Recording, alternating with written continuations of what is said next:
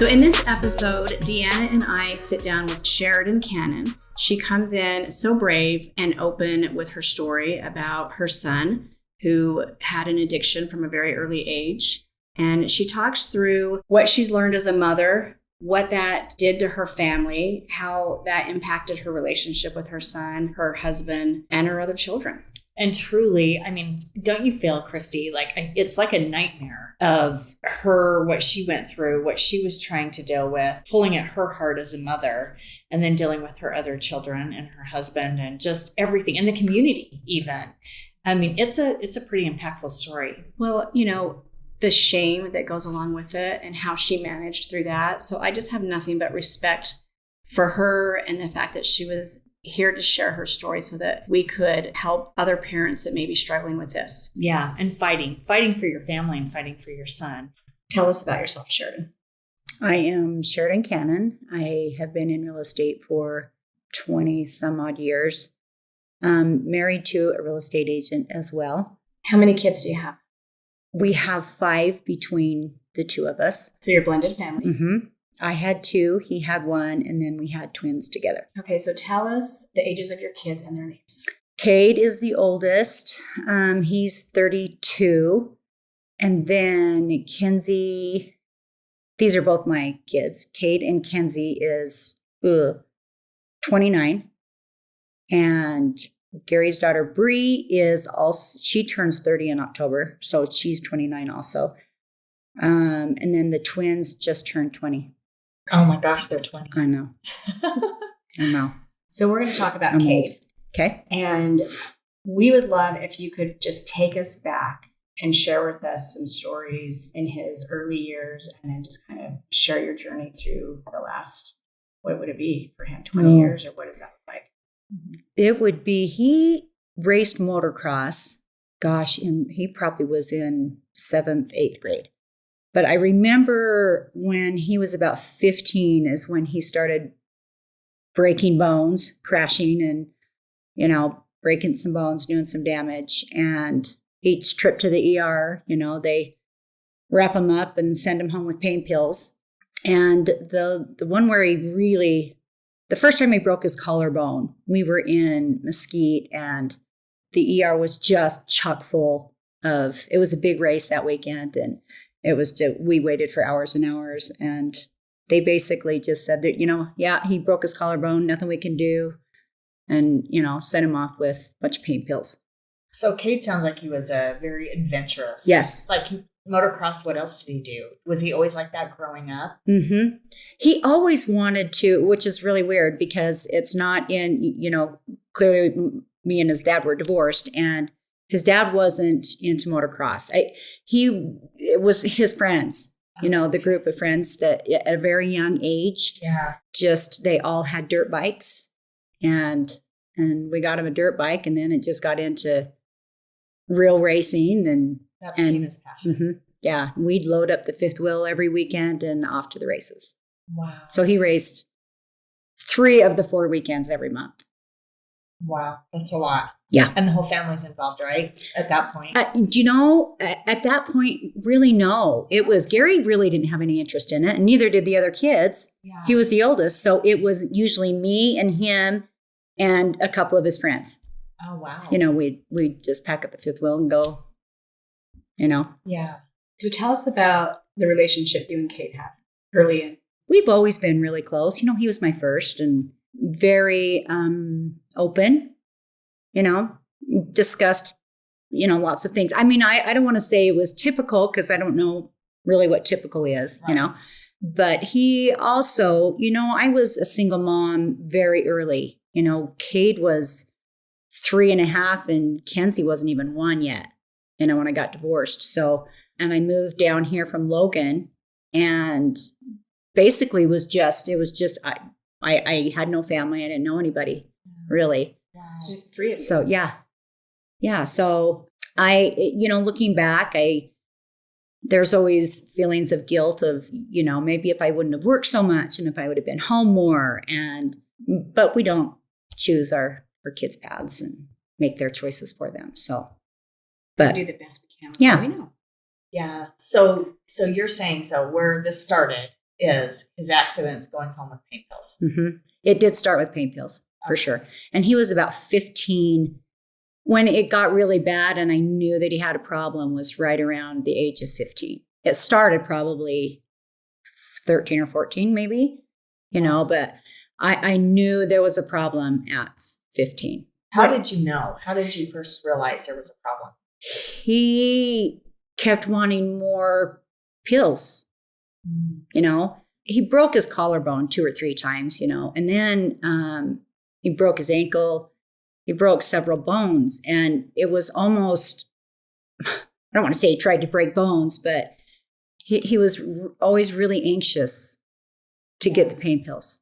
And how did it evolve from there? Or do you know what? Yeah, his best friend who, we raced with all through his adolescence and into high school. He, of course, broke lots of bones too. And there was just a group of them, of about 5 or 6 kids and some knew, and a couple of his friends, had told me, hey, I think, Cade and Jeremy have a problem. So they came and told you. Yeah. Which is pretty brave on their part. Yeah. I mean, kind of hinted as such. Yeah. And it was interesting because I was getting some feedback too from the school, of, gosh, I don't want to say druggies, but how we the druggies of the school, there's always druggies of the school. Right. Yeah. And come to find out, yeah, Cade was ringleader. Really? Yeah. Yeah. So how was he getting the product? He was getting them from a doctor in Utah County. So a doctor supplying a minor. And that doctor's been on the news. He's no longer a doctor. Okay. But yeah, he would supply Cade with, So just prescriptions. 1,500 pills at a time. And, an Oxycontin on the streets is $80, and Cade was getting them for 50 or 60. At that time, he was dealing as it got into, probably his junior year in high school, senior year. What were you seeing with him as far as his personality? And I mean, I can imagine that you saw a shift with him. And how was he being with the family dynamic during that time frame? He was really good. Some people, when they're high, it. It got to a point where he was so good that you didn't know. He was a functioning addict. Wow. Until, when he got tired of dealing, and you can get Oxycontin, it's the same as heroin, they're opioids and it's the same thing. So you can buy a pill for $60 or a balloon for $30, so that's how he shifted to heroin. Just couldn't afford the pills anymore. Wow. So so balloon you're shooting, right? Mm-hmm. Yep. And then I'm trying to think what age he was when he started to get in trouble with the law. And when he got into heroin, like I said, he was a functioning addict, but heroin and, the pain pills, he slept a lot, where the heroin was, well, knowing now what I know, when you take an opioid, that's a downer, and he would need an upper because you can't come down, he'd need an upper. So they would do speedballs, which is heroin. And then when you're coming down off that, you got to do cocaine, to bring you back. You back. If you look back, can you pinpoint a time where you recognize that there was a shift with him from the pills to heroin? Do you know when that happened? Yes, because that's when things started disappearing.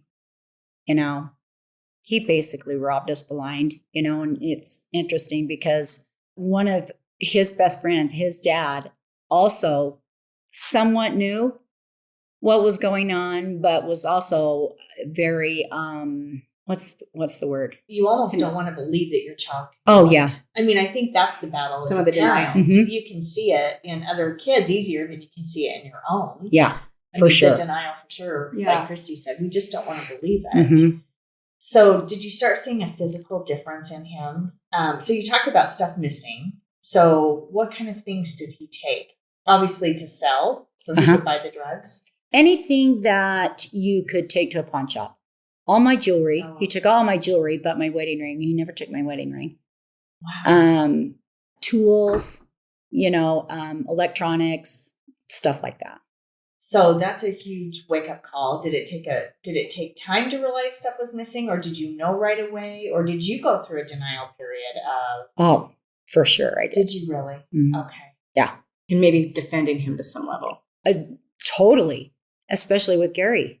Yeah. It really played a toll on my marriage for sure because, Cade wasn't Gary's Yeah. son, and here he is robbing us blind. And I would make excuses all the time. Oh, wow. Well, Or I even hide it. I would even go to the pawn shop and try to buy it back before Gary found out. oh my gosh, sure. Yeah. So meanwhile, I can't imagine what you must have been feeling through that period. You're afraid for your child. You're angry at your child. So much anger. Yeah. Talk about that. Anger because of the theft and, what he was doing, not on purpose, but, to my marriage, It affects every single family member. You have one person, but it ripples. The ripple Yeah, and he was the oldest, and he was the oldest. I had no practice. I mean, not that you want practice with, having an addict in any of your kids, but I was at a loss. You didn't know what to do. Mm-mm. No, and in talking to other parents, I definitely was. Is it codependent? Is that the word? Yeah.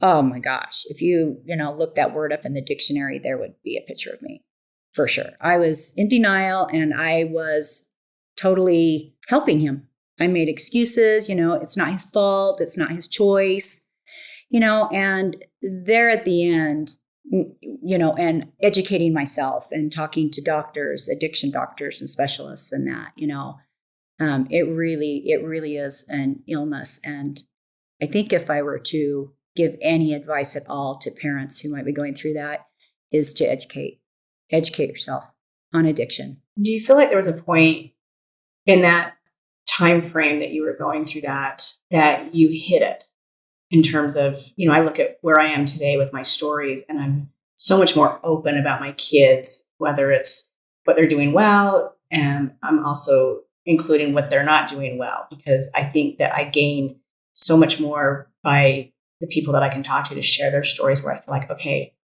how do I handle this? Was that missing during that time frame? Do you feel like you had that support, or was that kind of missing for you? Totally missing for me. And especially, with the twins, as they were growing up, word gets out, and my neighbors that knew that my son was an addict, they wouldn't let their kids play with my kids. Yeah. It becomes more of and I wonder if this happens more often than not. I dealt with a small amount of what you're talking about on a smaller scale, because I think the most fascinating thing is how much you love your children. You love them unconditionally, but you hate what they're doing and their choices they're making, because you can't help but not be affected by it. But you became, you didn't just sit back. So there may have been a time you were codependent, but it sounds like it shifted for you. When did you start getting more proactive? Because you said you were seeking help, you were seeking advice. Where do you go? We put him through 5 rehabs. Oh my gosh. Of which only one he actually finished, and that was out of state. But he fled from the others. I had him. There was one doctor that sat me down, and I just said, explain to me, help me understand how this is for him. As a parent, we just say, why can't you just stop? So many people said that to me, including my parents. My dad he could not understand why Cade couldn't just wake up one day and say, I'm not doing this anymore. I'm wrecking my family. I'm wrecking myself, and just not do it anymore. But heroin especially this doctor described it to me as picture this mama gazelle and her baby, and they're drinking water out of, the lake, and up comes this alligator and eats the baby, and you're like, what the crap, that's awful, blah, blah, blah. But all that alligator knew was to survive. That's how it is for an addict. Wow. It's just survival. And he said, look at that as a mom, and you would do anything to keep your baby alive. Survival is just survival. You'd rob a bank, you'd rob a grocery store, you'd do whatever you had to keep your child alive. That's how powerful addiction is to the addict. It's just survival. It's not, oh, I'm hurting my family and, this is wrong and bad, blah, blah, blah. It's survival. Just like we need water and food to survive. So what was your darkest point for you? I mean, you're trying to save your family, keep your family together, keep your marriage together, and you want your son to stay alive and be healthy. What was your darkest point? My darkest point, there were several dark points. I remember just sitting in my closet in the dark, just sobbing, and I finally got to the point where it was so bad, and I knew it was either my marriage, something had to give. He had already started getting in trouble with the law. And I had a friend tell me once, he needs to be in jail. And I remember thinking, oh no, he's not a criminal. He has a problem, but he's not a criminal. He doesn't belong in jail. But that's exactly where he belonged. Really? Yeah. So he had gotten caught with like pot and he had at one time got caught with paraphernalia as well, which was a misdemeanor. And he did the plea in abeyance and failed that miserably, because he had to go test and that, and he failed out of that. So he was on the run for the last probably 3 years that he lived at home, and had been in and out of jail, especially that last 2 years. He had been in and out of jail, the equivalent of, when it was all said and done, he was in jail for the equivalent of a year in a 3-year span. Wow. But when I finally realized, and it wasn't until, my husband wouldn't let him on our property. He booted him out of the house and he said he can't step foot on our property. I remember sneaking corn dogs and chicken nuggets out in the back. We lived by a canal, and I would take him out by the canal bank and leave him there. Oh, sure. And I snuck a pillow and a sleeping bag. But for 6 weeks, almost 6 weeks, he slept in the park, in wherever he could, nowhere. And how old was he at this time? At this time, he was probably 18 or 19, because he was an adult at this time. Yeah. So I couldn't, where he was an adult. So this is several years, in the making at this time, because it started getting bad, like I say, when he was about 15. So I want to say he was probably 18-ish or 19 at the time. So are there any kind of support groups out there for parents? I mean, seriously, I feel like you're kind of stuck in, how do you deal with this? How do you not want to protect your child? But I understand Gary's point of you're afraid to let him on your premise. How was his siblings? How was the relationship with all of them through all this? Really, he was never angry or violent, or that just wasn't ever in his nature. Yeah. And even the drugs didn't make him that way. All the kids loved him, and they were sad when he didn't live with us anymore. They were sad when he went to jail. They, he had the kids had a great relationship. Now, I feel like at a point, I was so consumed with Cade and keeping him alive that I kind of let my other kids, especially Kenzie, fall through the cracks. I feel like I let Bree down, and that I never took time to build that relationship, Yeah.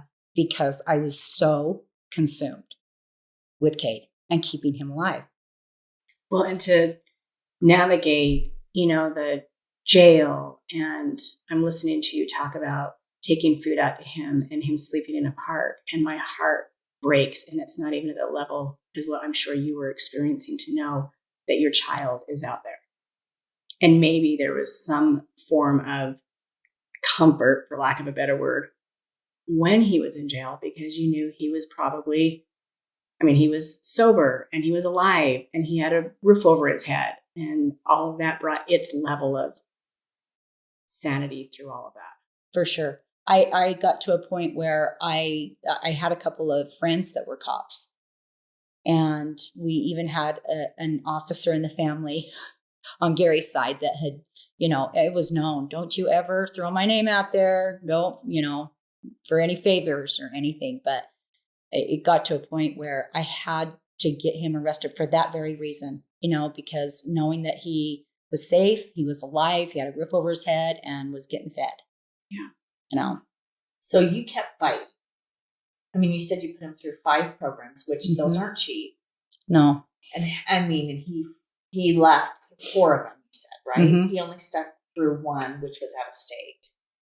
Why did that one make the difference? Because he was in a place he didn't know where to flee to? Or is that why? Yeah. Okay. There were no triggers. He had triggers throughout the whole valley, that he's like, I can't be there, Mom. That's a trigger for me. And so the one he did finish, he went to Arizona, and he ended up staying there for about 9 months after, but then slipped right back in. And every time an addict is clean and then goes back, it's worse than it was before they started. And the risk is higher because their body is clear. Yes. And that's usually when they, when they OD, because they think they can pick up where they left off. Yeah. And that's usually, I remember we went to 3 or 4 of his friends' funerals. Oh my gosh. And one of them with kids. Really? Yeah. So they still go into their adult life. Yes. And can still be an addict and function, like you said, they can be high functioning addicts. Yeah. I never really thought about somebody who, it's true, it's that mental perception that if you're doing heroin, you cannot be totally functioning, or there's got to be physical signs that right. Not with heroin. Okay. It's not, he lost a lot of weight when I picked him up, though, after he had been on the streets, and I hadn't seen him for, it was probably 5.5 weeks, and I picked him up. I didn't even recognize him. And I had taken him into the jail, and he weighed 147 pounds that day I took him in. Did Cade ever come to you and say, I can't do this anymore? Oh, yes. He would just sob and just say, Mom, nobody wants to quit more than I do. I can't. What was his rock bottom? I always thought that it would be jail. When I finally wrapped my brain around that yes, he does belong in jail, I thought that would be his rock bottom, because, jail. No, that wasn't. And when it's all said and done, we had this conversation. I'm like, what was it for you? And the day he found out he was going to be a dad. His dad is still an addict. And he always said, in the back of my mind, I always knew the one thing that could trump heroin, and that was being a dad. Really? So it wasn't necessarily a rock bottom for him. It was an inspiration to be more. Yep. And that wasn't a decision that I had nothing to do with that. That was him. I have parents ask me all the time, well, what'd you do? How did you get him to his, what was his rock bottom? What'd you do to get him to his rock bottom? I didn't do anything. I tried to. So we're talking about Cade today, and he has broken that from his life. And it was him being a dad that changed it for him. Mm-hmm. So when was that? How long ago was that? His oldest just turned 8. So that was, 8.5 years ago that he, or so, roughly, that when he found out he was going to be a dad. And he was still running from drug court, running from the law then. He had been kicked out twice. And at that time, I got very familiar with the drug court system. They all knew me by name. They knew who I was and who Cade was. And when he found out he was going to be a dad, he called one of his, I can't remember what they're called. They're a police officer that, like when Cade was living in the house, he would have to come and inspect our house and his room just at random times. Which when he would come, we would find balloons all over the place. Oh, really? Yeah. But he had told me, he says, I've been doing this for 17 years at that time. And he said, I don't know what it is about him, but there's just something about him. This is the police officer Mm-hmm. who was coming to your house. Meaning that he just felt like it wasn't like all the other kids that he couldn't really explain it. There was something different about Cade that he felt connected to. Yes. Was it his parole officer? Is that what you're saying? It would be kind of like a parole officer, but he was his, kind of, it wasn't parole, but maybe probation. Oh, yeah. Yeah. And I got to know him, fairly well too. But that day that Cade found out he was going to be a dad, he had turned himself in before and it didn't do anything, with the courts. They just took him. It did nothing. And he did, I think, 2 or 3 months at that time, and got out and did good for a while again, and then was right back into it. So this time he called that officer and he said, you meet me at the Village Inn or whatever. And then they went to the station and he wrote an email to the judge, and said, hey, I've got him and he's turning himself in, because last time he turned himself into the jail. Yeah. And nobody cared. Yeah. And this guy really, he sent the email to the judge. And then I'll never forget sitting in the back of that courtroom that day when he saw the judge and, his file's 3 inches thick. And he said, I know. He got up there and he said, I know I belong at the point of the mountain, but I'm going to be a dad and I'm here to tell you, I will, if I have to come back, if you'll let me out to work during the day, I will sleep every night here in jail for the rest of my life if I have to. If you'll just let me work and let me see my daughter be born. Wow. So I just remember sitting back there going, who is that? And where is my son? It was just like it was a different person.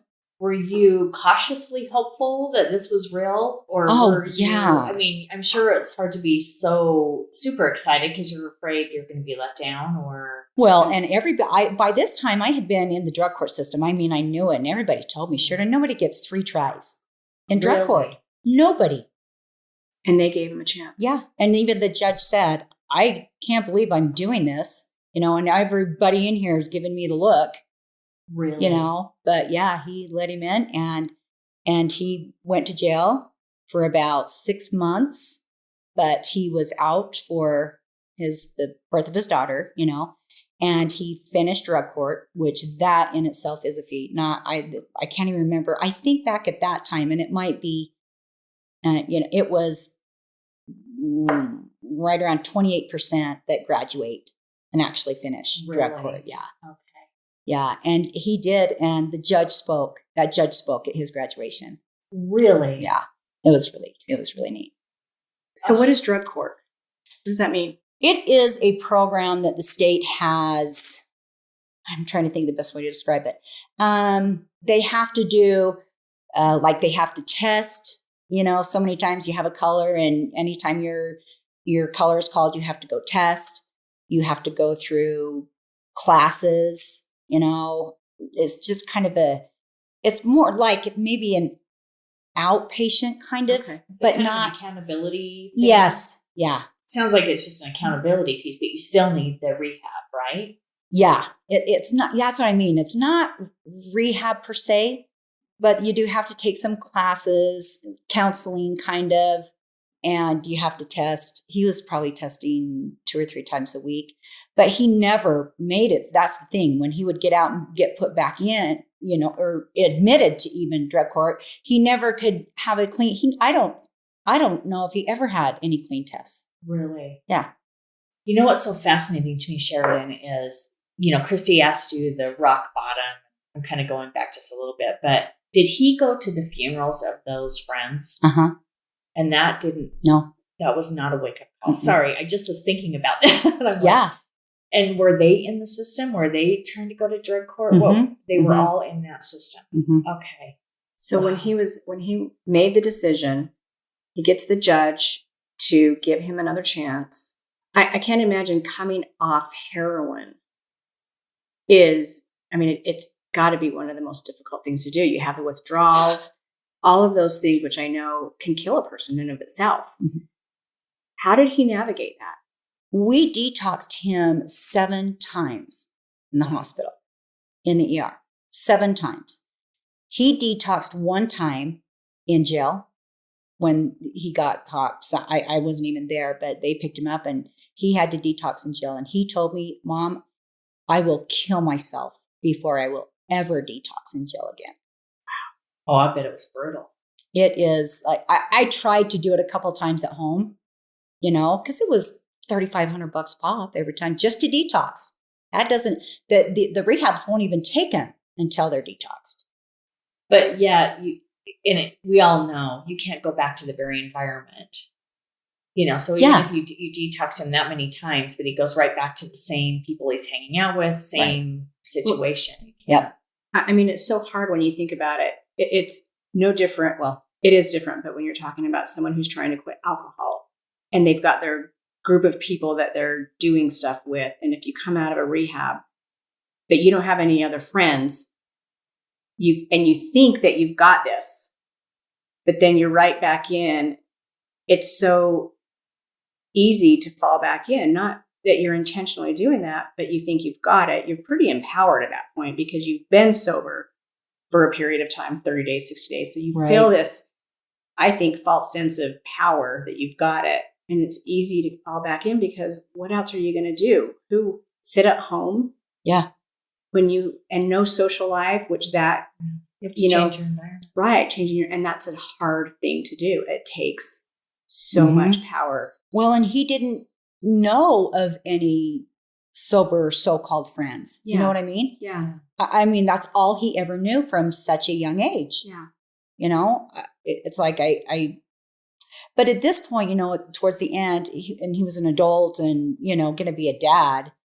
At that point, I don't think it was about friends at that point. But I just remember this was probably a year prior to this, my rock bottom.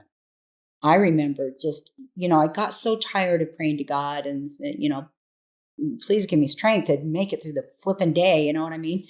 I finally just said, you know what, God, I've done all I can do as a mom. I'm handing him back to you. Please do something or take him. Nobody was more miserable than him. And at that point, I was past my, misery. I couldn't stand seeing him suffer. Yeah. I begged God to take him. Wow. Tell us where Cade is today. He is, I almost feel guilty sometimes talking about it, because I know I'm one of the very few lucky parents. He's thriving. He just started his own business, 6 months ago. And, but he's been working in that field, for all through high school. And that was another thing too. When I told you he was a functioning addict, he went to work every day. He was really a functioning addict until it got to where when he was living on the streets and that clearly, but he's got 2 kids and is the best dad in the world and is so happy and successful and healthy. And he still is taking some medication. Once in a while, we've talked about that because he's been sober for 8.5 years now.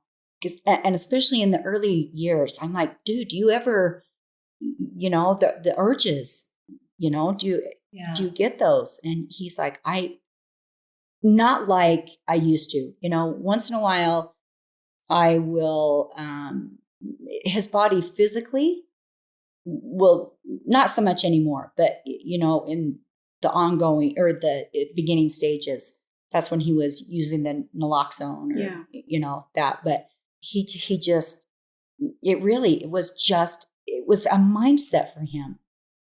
He just knew that was the one thing that would trump heroin, was being a dad.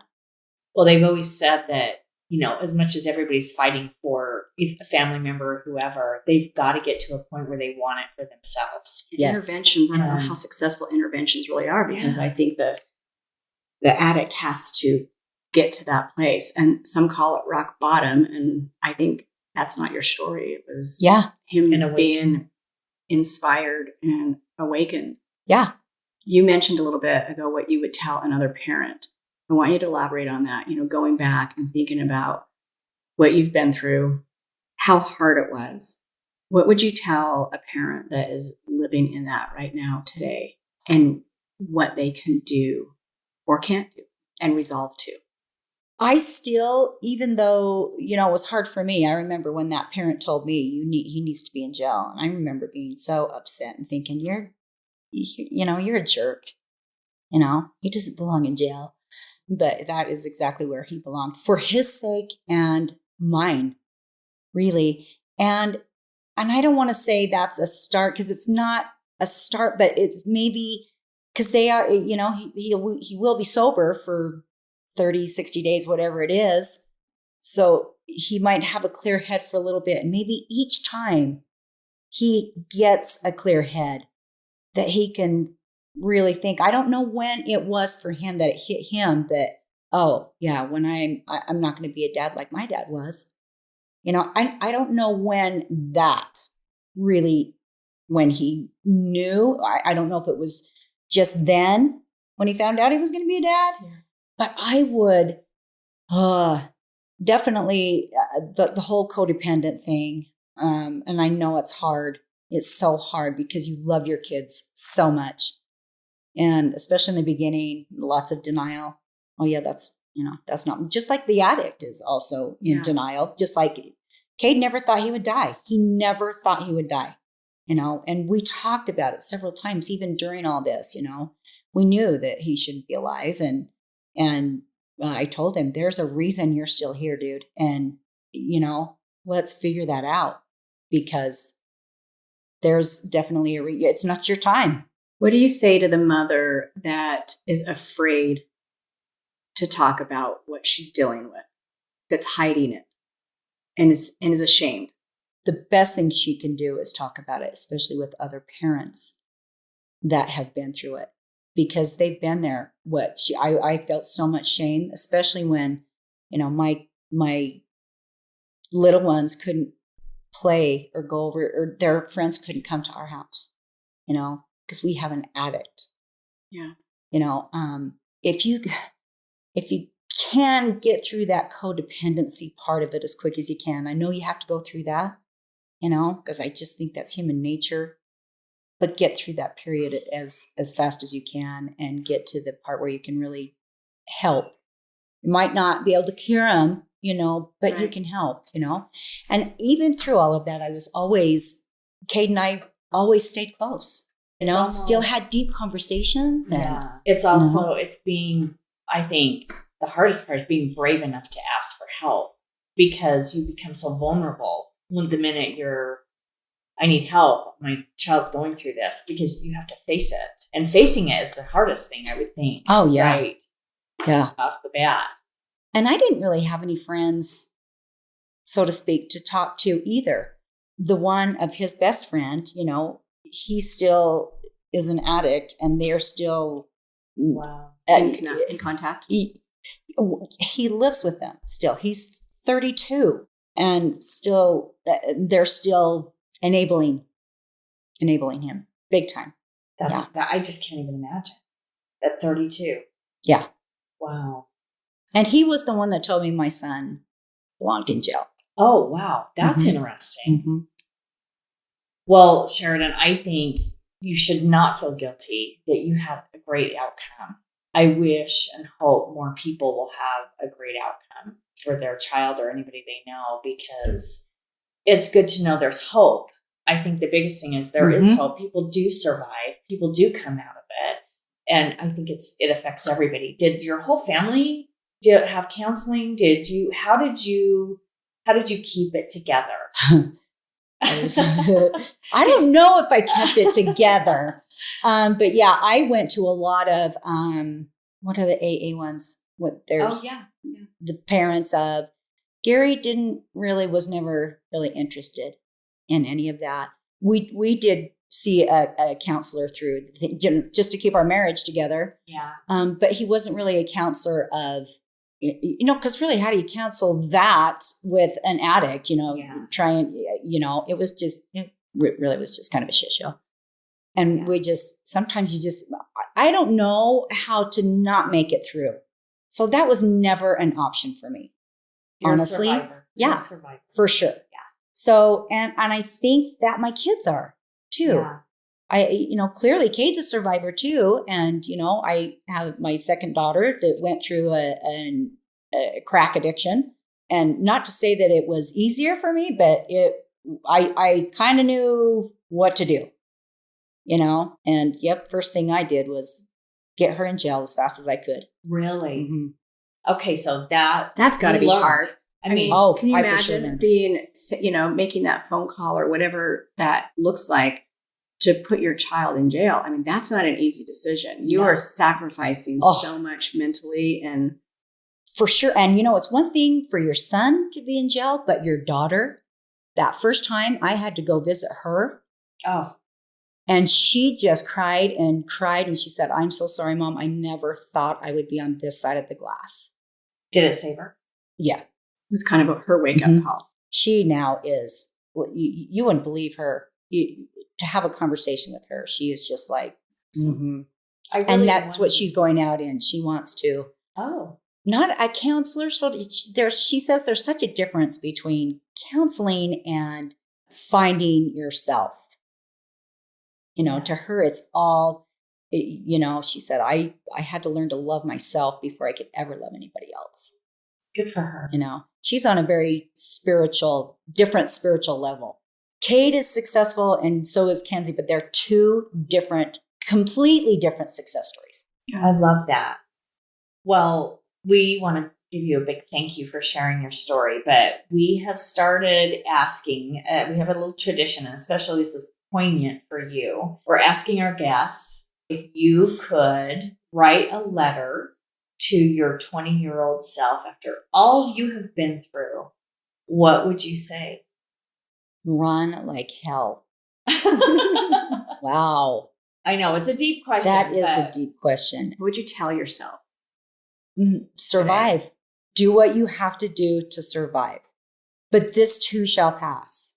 So many times. Oh, wow. That is a deep question. Just survive. I would survive. Because it's worth it. Yes. It's never not worth it. It's never not worth it. I had 4 other kids that I had to, and Kenzie, I felt like really slipped through the cracks through all of that. But I would, and Cade has taught, and Kenzie has taught the twins, a lot. Cade was very, very just point blank with Trayson from a young age and said, you will be offered drugs. It's just like candy. And they're going to say, take this. It's not bad. My mom takes it all the time. Or my dad takes it all the time. You will. And the first time you don't do it one time. No, you have to turn the other way. I mean, you have to say no. He was very, no sugarcoating anything. He said, you do it once, you're hooked. Always remember that. So he did a lot more with the twins than, when it comes to that arena. Yeah. And they saw it. They saw it firsthand they were really young. I mean, really young. Kids know what's going on. That was effective. Mm-hmm. Well, we want to thank you for sharing your story. We know sometimes it's hard to share those deep secrets that we sometimes hold in our families, but we appreciate you being vulnerable with us. And we are so glad that Cade is where he is today. Thank you. You guys both get to share your stories and help others. Thank you. Me too. Well, we want to thank Sheridyn Cannon so much for her bravery and sharing her story and what the truth about it and what it looked like in living that hell of drug addiction and trying to keep it all together and trying to fight for your son, trying to fight for your family, and the reality that kind of hit us. Well, when she talks about just not wanting to believe that that was happening, and it didn't matter what everyone was saying around you, you want to believe the best and that couldn't happen to you. And, just the heartbreak that went along with watching her son go through that. And, honestly, I could see myself doing the same thing. And I just, really want to honor what she's done and how much she did to, manage her family, keep them together, because it can't not impact you as a couple and as a family unit. But they've done a beautiful job. Her son is doing amazing, and I know she couldn't be more proud. And so we're just so grateful that she came in to share her story with us. Yeah. And another takeaway I got from that too is I want to encourage everybody. It's easy to shun people or the shame. We talked about the embarrassment of dealing with that and how other families, hey, don't play with those kids or don't be around those kids. And again, another message is we've got to pull together and help people. And we need to be real. We need to be real. Talk about the shit that is happening in your home so that you can gain insight from other people that may have been down that road. And know you're not alone.